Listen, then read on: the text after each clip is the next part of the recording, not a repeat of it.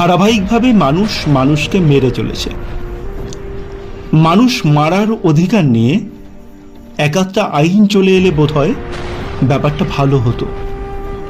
রাষ্ট্রপ্রধানদের পাতার পর পাতা বাহানা লিখে প্রেস কনফারেন্স করতে হতো না।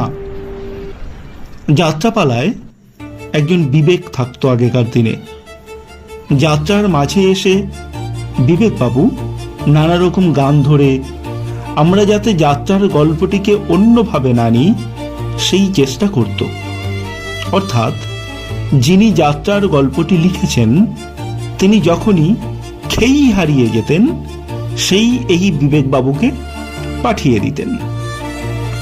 যুদ্ধের সময় এই যে প্রেস কনফারেন্স, তা যেন এই বিবেকবাবুর ভূমিকা পালন করছেন। যাত্রাপালা আধুনিক হবার সঙ্গে সঙ্গে যেমন বিবেকের ভূমিকা কমেছে, তেমন যুদ্ধও আধুনিক হয়েছে। এখন আকাশপথে লড়াই হয়, তাই প্রেস কনফারেন্স উঠিয়ে দিলেই ভালো হয়। মানুষ মারার একটা জুস্সই আইন নিয়ে এসে টুইট করে এক্স হ্যান্ডেল সোশ্যাল মিডিয়ায় এই আজকে এতগুলো মানুষ মেরেছি ঘোষণা করে দিলেই ব্যাপারটা আধুনিক হয়। এমনিই তো রাস্তাঘাটে কত মানুষ খুন হয়ে পড়ে থাকে। আমরা হিসাব রাখতে রাখতে ক্লান্ত হয়ে একদিন হিসেব রাখাই ছেড়ে দিই। আর এ তো গেল সরাসরি মার্ডার। আমরা একটু চোখ তুললে, একটু ওয়াইড অ্যাঙ্গেলে দেখলে দেখব যাদের আমরা সামাজিক মানুষ বলে মনে করি তারাও তাদের আচারে, ব্যবহারে, কথাবার্তায়, কাজকর্মে কত মানুষকে প্রতিনিয়ত মেরে ফেলছে। ঠিক মেরে ফেলছে বলা যাবে না, অর্ধমৃত করে রাখছে। আজকের দিনে ঠিকঠাকভাবে বেঁচে থাকা সত্যি এক দুষ্কর, কঠিন কাজ। আলো আর অন্ধকারের মধ্যে প্রতিনিয়ত যুদ্ধ চলছে।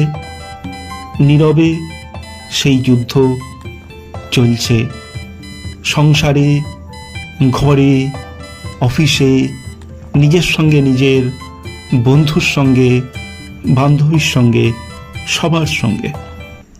কবি প্রণতি ঘোষ তাঁর কাব্যগ্রন্থ নিরুদ্দেশের নৌকায় বলছেন, ভোরের আলো এসে বলে তুমি আছো, এটাই তো চমক। ঘুম ভাঙা চোখে দেখি প্রতিটা দিন এক নববর্ষ, এক মহালয়া।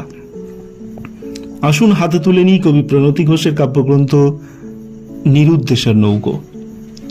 এই যুদ্ধের বাজারে, এই নির্বাচনের বাজারে, যেখানে এত এত মানুষ প্রতিনিয়ত ঘরছাড়া হচ্ছে, মারা পড়ছে, আমাদের রাজ্যের নির্বাচনী প্রচারে এত এত মিথ্যে কথা, চিৎকার চেঁচামেচি, হই হুল্লোড় চলছে, সেখান থেকে একটু শান্তির জন্য, নিজের সঙ্গে নিজে কথা বলার জন্য আসুন তুলে নিই কবি প্রণতি ঘোষের কাব্যগ্রন্থ নিরুদ্দেশের নৌকা।